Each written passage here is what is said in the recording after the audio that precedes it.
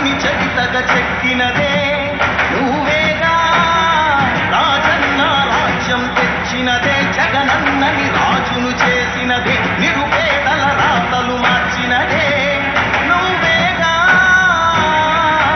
మరిగిన నెత్తురు నీదసలే రగిలితే నిప్పుల ఉప్పెనలే ఎదురుగా నిలబడు శత్రువులే ఎవరంట.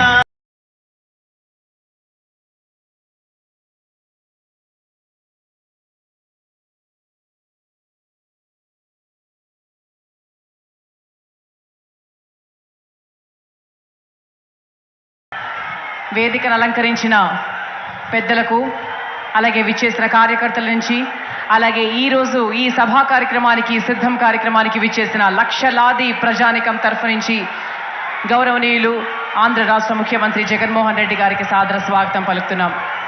దయచేసి అందరినీ కూర్చోవలసిందిగా రిక్వెస్ట్ చేస్తున్నామండి. దయచేసి please SIT down, please take your seat. దయచేసి స్టేజ్ని అలంకరించిన వాళ్ళందరూ కూడా దయచేసి కూర్చోవాలి. ముందుగా రాప్తాడ శాసనసభ్యులు తోపుదుర్తి ప్రకాష్ రెడ్డి గారిని విచ్చేసి రెండు మాటలు మాట్లాడవలసిందిగా మనవి.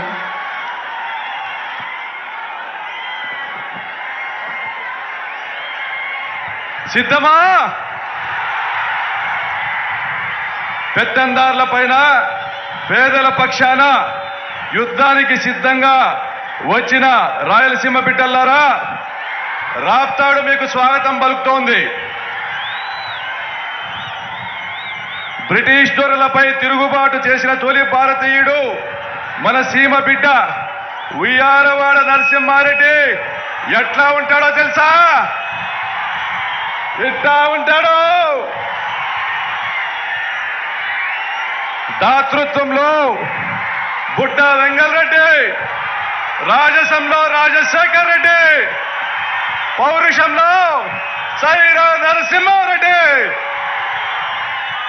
సార్, ఈ ప్రాంతం 21 సంవత్సరాల తెలుగుదేశం పాలనలో 100 ఏళ్లకు సరిపడా విషాదాన్ని చూసింది సార్.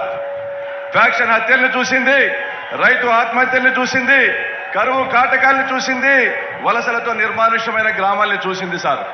అయితే వైఎస్ జగన్మోహన్ రెడ్డి అనే నేను అని మీరు ప్రమాణ స్వీకారం చేసిన క్షణం నుండి నేటి వరకు ఫ్యాక్షన్ హత్యలు లేవు, రైతు ఆత్మహత్యలు లేవు, కరువు కాటకాలు లేవు, వలసలు అసలే లేవు సార్. ఈరోజు మీ నాయకత్వంలో రాయలసీమ ఒక పవర్ జంక్షన్ లా మారింది సార్. రాయలసీమ ఒక వాటర్ బ్యాంక్ లా మారిపోతా ఉంది.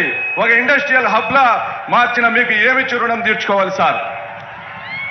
మిత్రులారా, ఒకటి గుర్తించండి, జగనన్న ప్రతి గడప ముంగటికి ప్రభుత్వాన్ని తెచ్చాడు. పచ్చరాజ్యంలో కాళ్ళు పట్టుకుంటే కానీ పథకాలు వచ్చేవి కాదు. ఈరోజు కాలు మీద కాలు వేసుకొని కూర్చున్న పథకాలు వస్తున్నాయి. ఎట్లాగో తెలుసా? పుష్ప సినిమా చూసారా? ఈ కాలు నాదే, ఈ కాలు నాదే.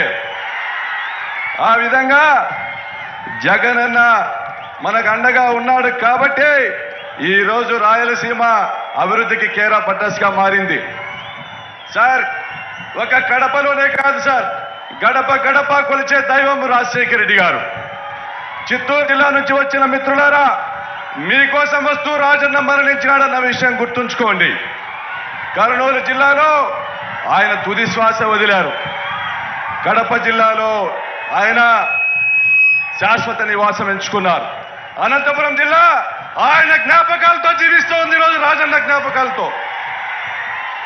సార్, తిరుమల వెంకన్న సాక్షిగా, శ్రీశైలం మల్లన్న సాక్షిగా, కదిరి లక్ష్మీ నరసింహస్వామి సాక్షిగా, మా దైవం రాజన్న సాక్షిగా, నిన్నే నమ్ముకున్న కార్యకర్తల సాక్షిగా, రాయలసీమ బిడ్డలందరము నీ అడుగులో అడుగు వేయడానికి సిద్ధంగా ఉన్నాం.